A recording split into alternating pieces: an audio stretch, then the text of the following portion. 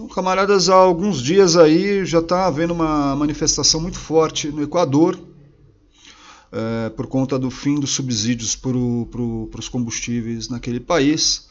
E você sabe que o fim do subsídio faz com que aumente-se bastante todo o processo, toda a cadeia produtiva, e com isso vai encarecendo o custo de vida daqueles trabalhadores equatorianos, né? Lógico que também afeta as relações com toda a região, porque algo que um país produz, algo que outro país produza, eles vão trocando ali dentro de uma balança comercial entre dois, né, bilaterais. Agora, se de um lado o combustível se encarece, cara, você imagina que é mais difícil ele buscar. Então se mexe aqui, mexe ali, mexe em todo. Ou seja, é um troço que mexe com todo o continente. Qualquer problema, né, numa América do Sul mexe com todo o nosso continente. Sempre tem algum reflexo. Piorar, cara, é uma coisa que assim, a constatação, né? Você vê, o povo indígena lá do Equador não volta para casa. O ministro da Defesa daquele país vai lá e fala: não provoquem. O que acontece? Eles vão pra rua e falam: amigo, daqui a gente não sai e nós vamos pra guerra, e é isso que vai acontecer e tal. E acabou de ver 3 vídeos aí naquele canal GGN do Luiz Nassif, dá uma busca lá, sobre uma... tá, agora, quer dizer, a polícia entrou ali com tudo, né? Eu não sei se é exatamente a polícia, se é o próprio exército, então a cavalaria, e o pau comendo, carros do governo sendo revirados, né? Tanques de guerra, na verdade blindados, não seriam tanques, né? Mas ao mesmo tempo o povo sendo massacrado ali, e já teve um civil morto, e por conta do combustível eles não voltam para casa. Quer dizer, eu fico chateado, não que eu quisesse que acontecesse algo assim no Brasil, mas a gente deveria ter um pouco mais de energia, porque lá no Equador, por conta do combustível, a coisa já para tudo. Lógico, mexeu com o meio de vida dos caras. Imagina quem mora nas lonjuras. O Equador é um dos mercados também produtores, se eu não me engano, né, eu sempre confundo a economia do Equador com a economia peruana, mas o Equador, se eu não me engano, também é pesqueira, depende disso. Então o aumento do combustível afeta a vida do pescador, a vida do cara que vai para alto mar e que vai trazer de volta. Mas afeta também o cara que está lá em cima nas lonjuras, lá no alto das montanhas. Porque o combustível, para levar o preço, você imagina o preço chegando lá. Para aquele cara que não consegue descer para a comunidade, descer para Guayaquil, para Quito, para as cidades ali. Fique imaginando.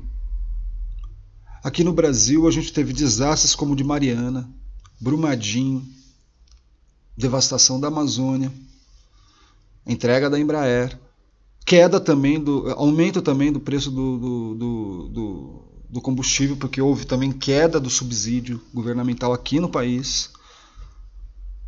Eu fico pensando o que mais precisaria acontecer para o povo brasileiro parar de ser covarde e começar a ir para a rua de verdade. Afora tudo o que eu falei naquele vídeo que mudou a minha vida, me fez mudar de casa, me fez ser um cara mais controlado no que eu falo, em todas essas coisas, e também arrependido do que eu falei, afora tudo isso, há uma coisa ali que eu mantenho, que o político ele merece ter medo de sua população. E isso eu não retiro, porque isso não é crime dizer. Você aí, político, que porventura estiver me assistindo, pode ser do meu partido, pode ser do outro partido, pode ser da direita, pode ser da esquerda, pode ser nacionalista, pode ser entreguista, pode ser a puta que pariu. Você tem que ter medo de seu povo. Medo. Você tem que respeitar, naturalmente. É que se faltar o respeito, você tem que ter medo. E eu acho que a população deveria sempre lembrar o político que ele deveria andar com medo. Porque senão é melhor ele não ser político. E lá, o que aquele povo do Equador está dizendo nesse exato momento é o seguinte: nós não temos medo de vocês, politiqueiros de merda. E pode mandar seus cachorros, seus policiais, seus cavalos, a porra toda, jato d'água, drone, Tudo. Eles não vão sair da rua, isso dá orgulho. Veja bem, não é uma coisa errada o que esses caras estão fazendo. Eu nem vou falar politicamente se está certo ou se não está certo o que o Lenin Moreno fez em relação ao Rafael Correia, porque traiu o Rafael Correia, não traiu, a todas as controvérsias do mundo nesse caso, não sei. Eu gostava do governo do Rafael Correia, do Lenin Moreno, que era um cara que eu até tinha admiração. Quando o cara chega lá e trai o cara que é o presidente, o que você vai dizer? É isso, fazer o quê? Entende? São seres humanos, as pessoas erram, divergem por ego, por uma série de questões, mas, cara, a população vai às ruas e diz assim, meu, você está tirando o subsídio do governo, né, o subsídio da gasolina, do diesel, está afetando a minha vida, está afetando a minha... Né, vai aumentar a carestia, vai aumentar os preços nas gôndolas. É uma coisa normal. A população deveria poder fazer manifestações quanto a isso. Eles não podem ser reprimidos por isso. Porque eu tenho certeza que está na lei equatoriana que manifestação é livre. Como é manifestação livre aqui, contra o que for. Desde que tenha número e tal. Não adianta 5 gato pingado querer fechar a Avenida Paulista, né? Corredor comercial daquele tamanho. Não, 2013 chegou um momento que 2013 virou piada, né? Qualquer vagabundo com cartaz na mão podia fechar uma rua, achar que estava sendo o cara ali, né? Não, isso já é absurdo. Mas quando é uma coisa que mexe com a vida de tanta gente vai para as ruas se manifestar contra ou a favor de algo, deixa rolar, desde que não quebre nada. Agora, se a polícia vier para impedir a continuidade de uma manifestação, aí as pessoas também têm que reagir porque é o direito delas.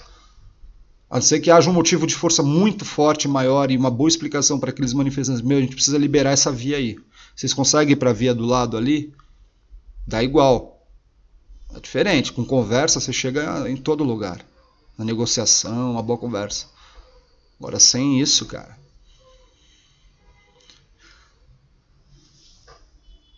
As imagens são fortes, qualquer coisa impacta, né? Eu sinto como se a democracia estivesse morrendo, gente. Assim. E não é no esquema de como as democracias morrem. É que o que eu sinto é o seguinte: quando um governo de cunho progressista, chama de socialista, comunista, foda-se como você pensa, pouco importa para mim. Chama como você quiser. Quando um governo desses aí consegue fazer algumas coisas democraticamente, avançando, de acordo com as regras do jogo, o outro lado vem e fecha. Aí quando o outro lado, que é a direita, né, vai e domina o governo, começa a fazer suas besteiras, se o lado da esquerda começa a reclamar, aí eles falam lá como eles são democráticos, não aceitam o nosso governo. Esses dias mesmo, o Eduardo Bolsonaro falou na Câmara. Ele falou que a minoria tem que se sujeitar à maioria. Aonde, cara pálida? Aonde? Porque se for assim, meu querido, para de reclamar da Venezuela. Porque lá 80% da população é chavista. Então para de reclamar. Em lugar algum, a minoria tem que se sujeitar à maioria. Em todo lugar, a minoria sociológica, que é a maioria populacional, sempre perde para a minoria numérica, que é a maioria sociológica. Essas coisas deveriam mudar. Aí eu já estou destoando um pouco e ainda continuo com a dor aqui. Vou desligar. Mas eu digo assim, parabéns e que tomara que esses índios do Equador não voltem para casa não. Deem uma dura lição ao Lenin Moreno. Uma dura lição. Porque traidor na política, como se diz, né? A gente adora a traição, mas odeia o traidor, né? Lenin Moreno, João Dória, esses que estão abandonando o barco do Bolsonaro, inclusive, também. Todos esses caras vão ficar guardando na memória, viu? Porque a coisa mais feia que tem é deixar um cara com quem você tinha um certo lastro de camaradagem, de companheirismo, no meio do caminho. Sem um bom motivo. Só porque tá vendo um barco afundar. O recado também fica dado aí para alguns aí, meus partidários, né? Alguns. Que a única coisa que tem em comum comigo é isso, estarem no mesmo local. Mas que de trabalhistas, nada. Tem muito pouco. Enfim. Um abraço para vocês aí, camaradas.